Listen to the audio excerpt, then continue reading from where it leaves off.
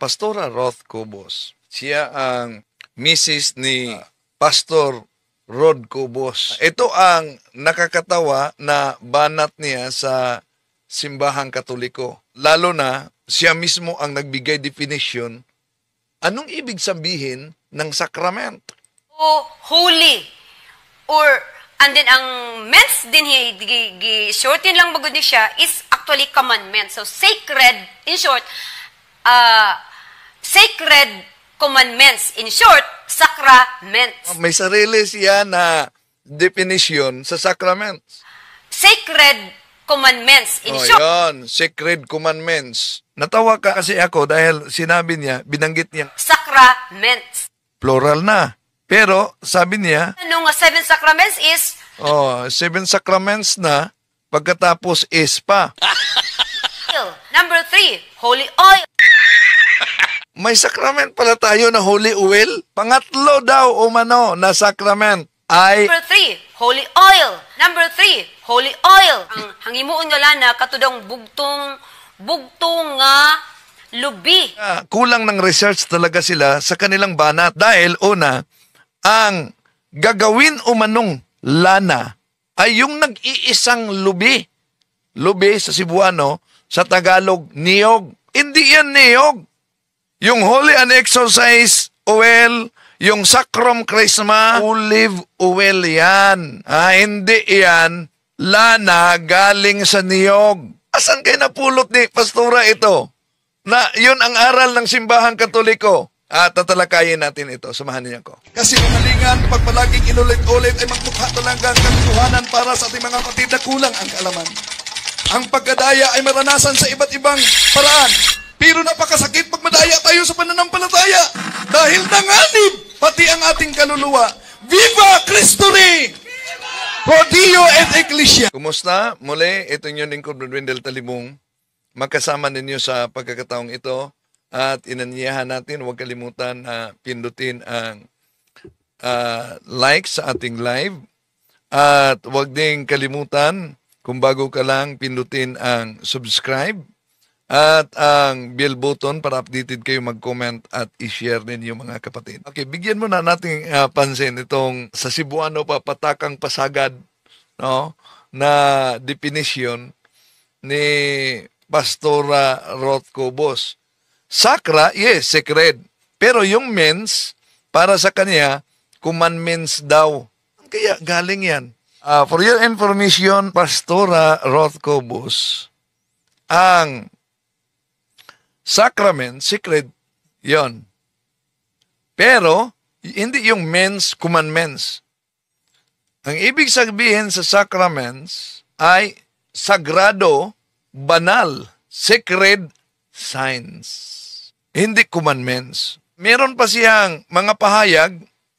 Imagine, sa sacrament pala natin, meron daw umanong, natawa kasi ako dahil sinabi niya, binanggit niyang sacraments, plural na. Pero, sabi niya, ang sacraments is, balik natin ha. O holy. Or, and then ang mens din shortin lang bagod ni siya is actually commandment. So na-shorten lang umano ang sacred, sakra, then mens, commandments. Yon. Nag-imbento talaga sila ng sarili nilang definition, di ba? Kaugnay sa sacraments. Sacred, in short, sacred commandments, in short, sacred commandments, in short, sacraments. sacraments. Oh my God! Wow! Ang atong naanda nung 7 sacraments is 7 sacraments na, pagkatapos is pa. So, plural na yon na 7 kasi, 7 sacraments. Okay. Number 1 is matrimony. Number Nangunguna pa ang matrimony sa 7 sacraments. Hulihang bahagi dito, ang binyag, na dapat ang binyag ang nauna. Okay. Sa 7 sacraments. Iwan ko kung galing ba sa Katoliko ito si Pastora Roth Cobos dahil binanggit kasi niya na yung pananampalataya natin noon. ordination. Number 3, Oh, nagiging pangalawa ang ordination. holy oil. Uy, meron pang holy oil. Umano? Oh my God! Wow! Number 3, holy oil. Number 3, holy oil. Oh, Wag lang may sakrament pala tayo na holy oil? Ah? Meron ba tayong sakrament na holy oil, mga kapatid? Oh, pangatlo daw umano na sakrament ng simbahang Katoliko ay ang holy oil. Basta tira pasagad na, no? Pangatlo ang holy oil. Santa Lana. Unsa man ning Santa Lana? Nya ana pagit sila nga kini daw kunong ang hangimuon nga lana katudong bugtong nga lubi ug moatubang dapat sa kasadpan. Unsa may Yan. Ang ginawa daw umanong oil, lana, yung nag-iisang niyog. Dapat daw umano yung nag-iisang niyog ay nakaharap doon sa kanluran. Kaya natawa talaga ako na nakikinig nitong si Pastora Roth Cobos. Asan kaya niya galing yan? Siguro ang tinutukoy niya, meron tayong holy and exorcise oil, magamit sa lahat yan. Meron tayong tinatawag na oleum impermorum para sa mga may sakit yan. Meron tayong tinatawag na sacrum chrism. Pero hindi yan gawa sa niyog. Olive oil yan. No? Isa-isahin muna natin ito, mga kapatid. No? Ang sabi ni Pastora Roth Cobos. So, ang atong naandan nung 7 sacraments is number 1 is matrimony. Oh, o 7 holy. And then ang mens din shortin lang magud ni siya is Yun, magiging pasagad na to. No? Okay. Tinira niya ang binyag ng simbahang Katoliko. Una, ito ang unang sakramento. Pero para sa kanya, ang unang sakramento ay matrimony daw. Pangatlo, yung holy oil. Wala namang sakramentong holy oil. Ha? Research naman pag may time. Ha? Oh. So, iwan ko saan pinulot nila ito. Ito. number 7, bunyag. Sandali. Sa binyag, no? Sa binyag. Ito, tira niya. Number 7, bunyag. Oh, Anong bunyagan madaw kuno ang actually ang ginabunyag ang tuyo kuno sa bunyag. Oh, ang tira sa mga di nakaunawa ng Cebuano, tira niya binyag. Ito yung number 7 daw. Nasa social media pa sila. So, kaya bago sila bumanat sa pananampalatayang Katoliko, siguraduhin muna nila naka-research sila. Halimbawa, eto, ikapito daw na sakramento, binyag. Ang numero 1 sa sakramento, binyag, ginawang ikapito. Actually, ang ginabunyag, ang tuyo kuno sa bunyag is para Kristohanon. Oh, so, sa mga di nakaunawa ng Cebuano, ang pakay layunin ng binyag upang magiging Kristiyano. Oh. Mga Christian. Bubito, gitawag na christening. Oh, kaya nga, yon ang dahilan bakit tinatawag na christening. Dahil, para mabinyagan ka, ay, malinaw naman yan sa Galatians. Di ba? Now, we are one. If we are using the Living Bible, we are one. We are all Christians. Oh. Diba? Ang bunyag, christening. Kaya para pa kuno mga Christian. Pero nga namang bunyagam na ng bata. O yan, ang kanyang sabi. Bakit binibinyagan ang bata? Aron siya mga Christian. Nganong bunyagan ang gagmayng bata? Bakit binibinyagan yung mga maliliit na bata? Kuha ang iyang mga sala. Para makuha ang kanyang mga kasalanan. Katong sala daw niya nga panulundon. Yung original sin. Nga nasunod daw ba? Nga mga sala. Pero hibaluta nga ang bata, Dili gud na ginabunyagan. Oh, so alam umano nila na ang bata hindi talaga yan binibinyagan. O sige nga, kung para sa kanila, Bible lang, saan mabasa sa Biblia na ang bata ay hindi binibanyagan. May dagdag pa siya. Ato mo kita na to, nga sa Biblia, walay bata nga gibunyagan. Niya pa? Oh, sa Biblia, walang makita daw umano na bata na binibinyagan. Baka di niya alam na sa Old Testament, may mga bata na dumaan sa dagat na pula at silang lahat ay binibanyagan, mga malaki at mga bata. At ito pa daw, umano. Ang atong naandan is ang pagbunyag sa atoa, wala man. Oh, so ibig sabihin, Katoliko siya. Dahil ito umano ang kaugalian, no? Ang binyag natin. Oh, kaugalian. So, walang substance at irrelevant si pastora. Dapat mag-research muna siya bago mag-discuss. Oh, sige. Siguro sa ating pagtalakay dito mga kapatid, matuto na silang mag-research. Okay, tuloy natin. Wala may bunyag sa atong karaan nga relihiyon. Oh, so ibig sabihin Katoliko siya. Dahil sabi niya, wala mang binyag sa ating lumang relihiyon. Oh, sa ating lumang relihiyon, Wala may bunyag no sa dagko na. wala umanong binyag sa mga malalaki, yung adult baptism. Bata ra man gid ang bunyag. Bata ra talaga ang binyagan. Kulang talaga ng research si pastora. Wala bang adult baptism? Ito, oh. Oh, bata ba ito? Oh, mga malalaki na yan. Na tumanggap ng binyag sa simbahan. Oh. So, mga malalaki yan. Asan yung sabi niya na walang mga adult baptism na nangyari sa loob ng simbahan Katoliko? Ang binyag daw ay mga bata ra talaga. Imposible naman kung di alam yan pastora kung dating Katoliko siya. Mga malalaki ito, oh. Hindi lang sa ibang bansa, kahit dito sa Pilipinas. Ngayon lang, nagkatikais ako ng isang foreigner, Nigerian, na born again. And he's willing to be baptized.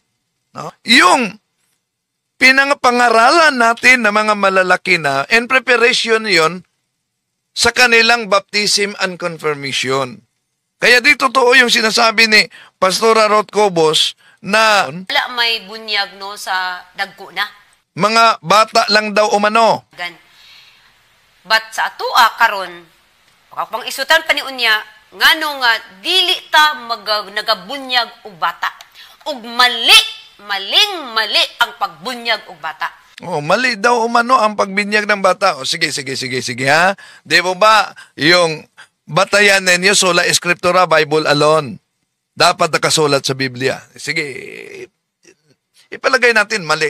Saan mabasa na mali ang binyag ng bata o sanggol? Saan yan mabasa?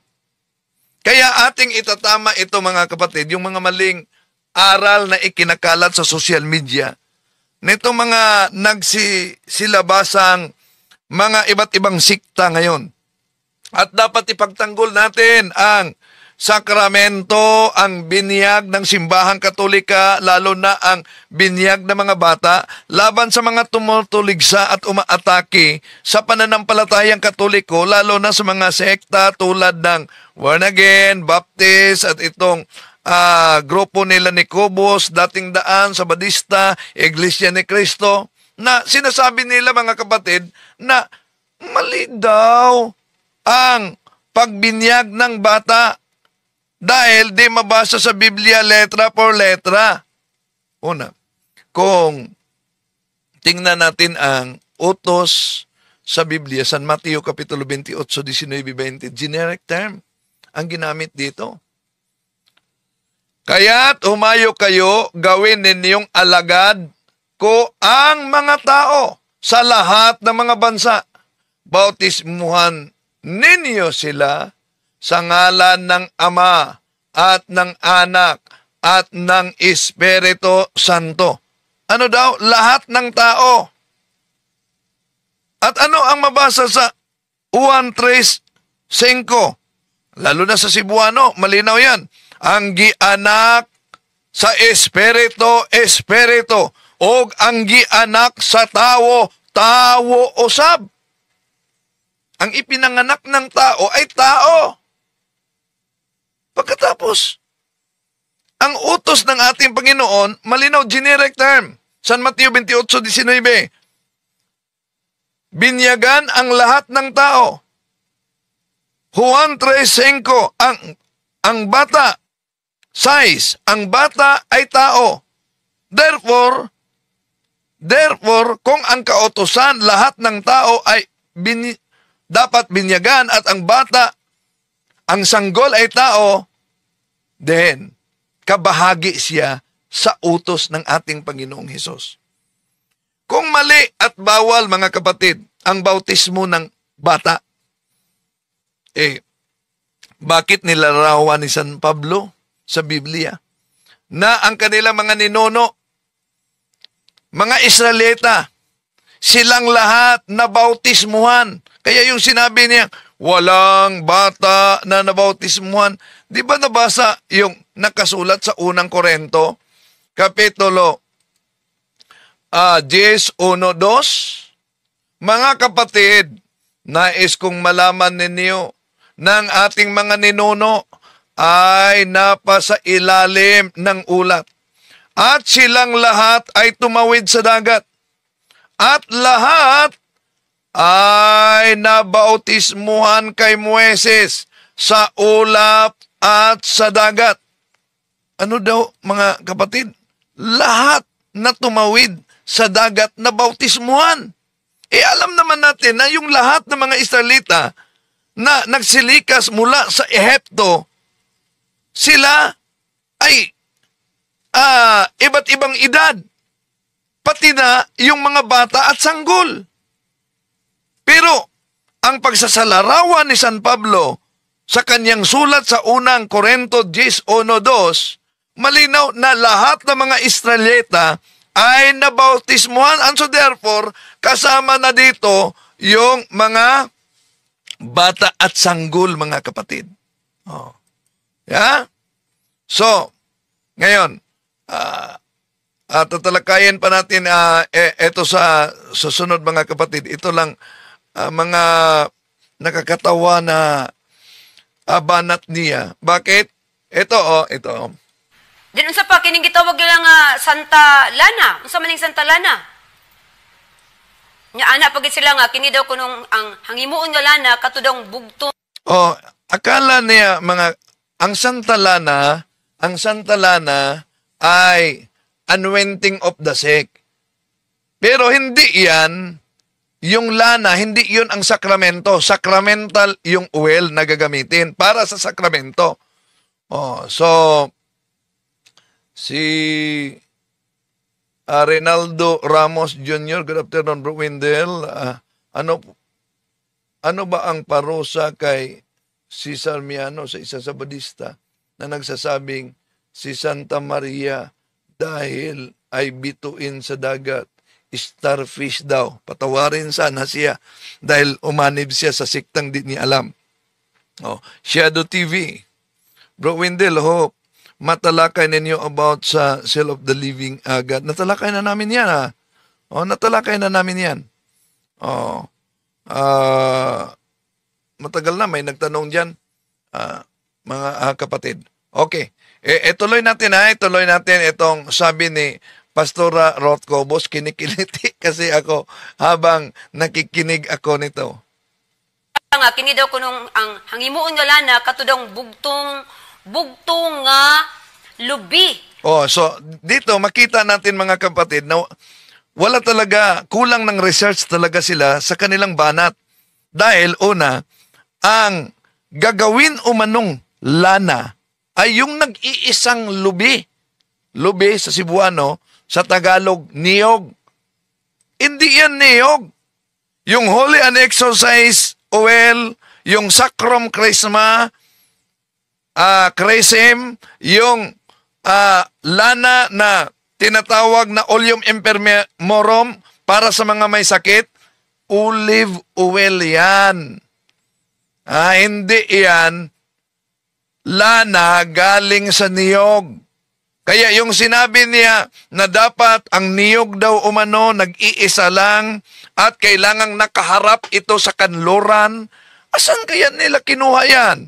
Okay, tuloy natin. O muatubang dapat sa kasadpan. Yun. Muatubang dapat sa kasadpan. Ibig sabihin, dapat nakaharap umano sa kanluran. Asan ba yan? Asan kayo napulot ni Pastora ito? Na yun ang aral ng simbahang Katoliko. Mga kapatid? Na wala tayo, linawin ko wala tayong sakramento na holy oil. Kung holy oil, hindi yan sakramento. Ang tawag niyan sa simbahang Katoliko, sacramental. Ang sacramental instituted by the church. Sacraments are invisible sign instituted by Christ. Yan ang pagkakaiba. Okay. Kaya nagtaka ako saan galing itong sabi ni Pastora Ruth Cobos na ang oil, ang lana, ay galing sa niyog at yung niyog dapat nag-iisa siyang nakaharap dun sa kanluran. At saan daw umano gawing lana ito? Unsa may tawag unsa may connection. So may dagdag pa siya. Kung ang isang niyog ay nag-iisa lamang na nakaharap sa kanluran na gawing lana, akala yata ni Pastora Cobos, ang Katoliko'y naging albularyo na. Hindi niyog yan. Olive oil yan. For your information. At kahit kailan, hindi aral ng simbahang Katoliko na magawa ng lana galing sa niyog na nakaharap sa kanluran at dapat nag-iisa lang siya na niyog. Unya ang pagpaagi sa paglana dili ipabukal sa kalayo. Yun na naman. Ang paraan daw umano na gawin itong lana ay hindi ipadaan sa pagpakulo ng apoy. Nako, Pastora, saan ba yan? Nakarinig na ba kayo ng ganyan, mga kapatid?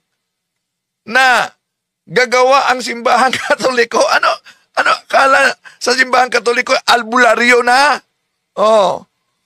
Na ang niyog daw hindi ipadaan sa kumukulo para pakuluan ng apoy.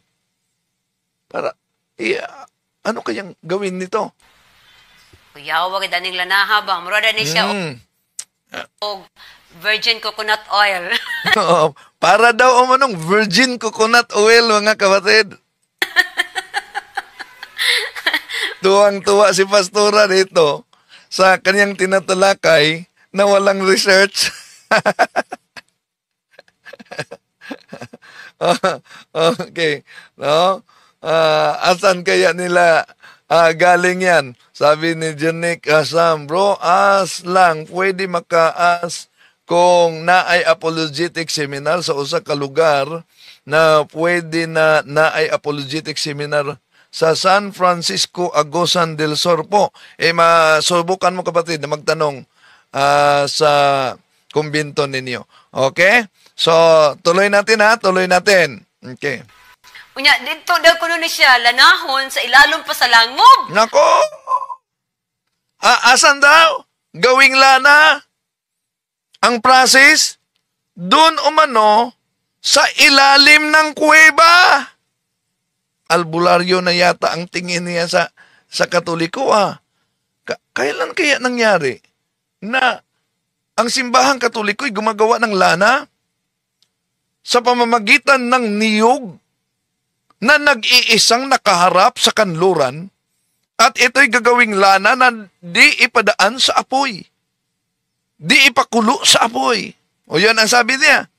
At gawin dun sa ilalim ng kuweba. Excuse me po, hindi lana ng niyog ang ginagamit ng simbahang Katoliko. Olive oil yan. At ito ang process sa seremonyas, sa Oleum Impermorum, Sacrum Chrisma, at yung catechumenate oil. Ito, hindi yan